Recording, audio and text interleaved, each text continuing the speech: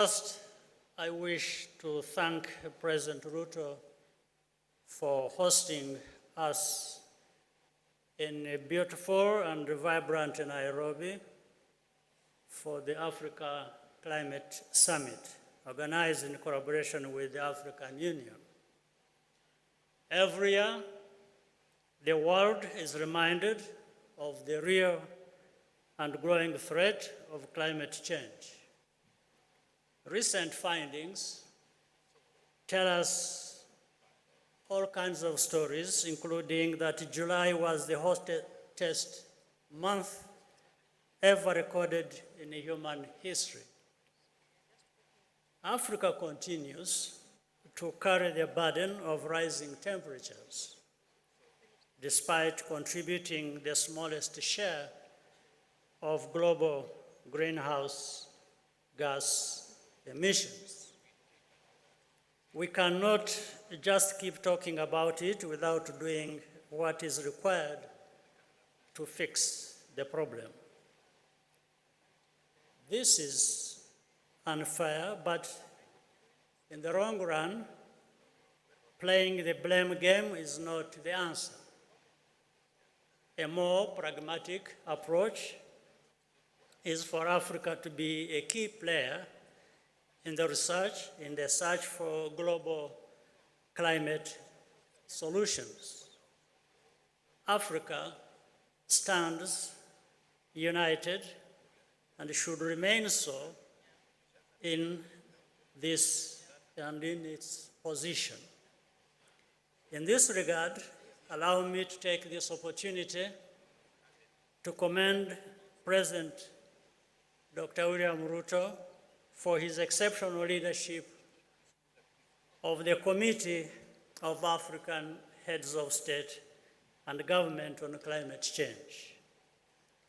In Rwanda, we want the private sector to play a greater role in building a green economy.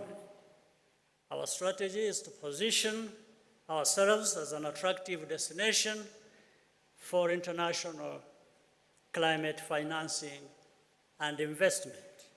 That's why the COP27, at that summit, Rwanda launched Ireme Invest, a green investment facility created by the Rwanda Green Fund in partnership with the Development Bank of Rwanda.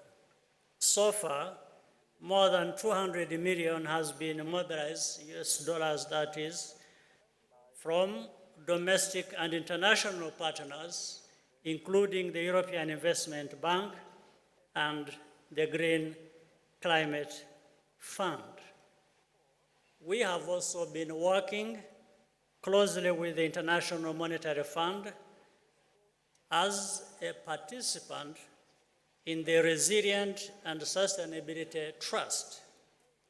We have access to long-term financing to further integrate climate into our economic policies. This is a good sign that the international community is taking seriously the call to reform our global financial architecture. But there is still room for improvement.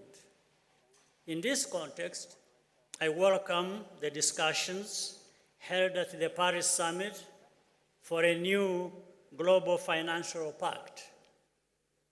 The Bridgetown Initiative, spearheaded by Prime Minister Mia Mottley of Barbados, also deserves consideration and serious attention.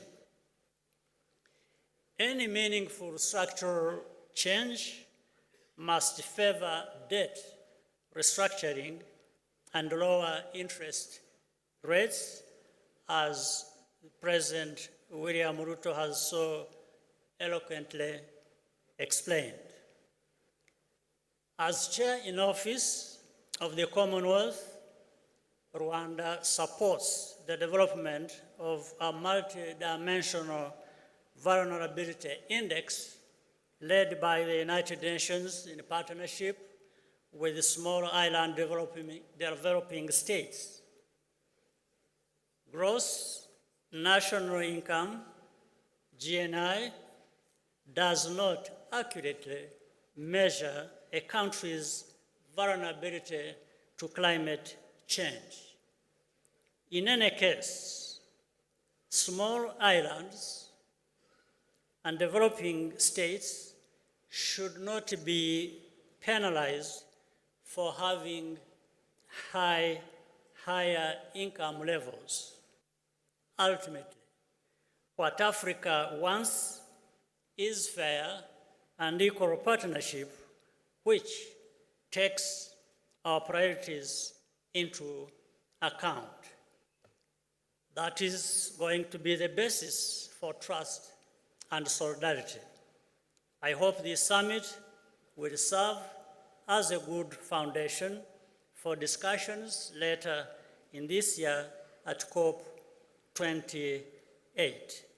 I thank you for your kind attention, and Mr. President, thank you for convening us here. Round of applause.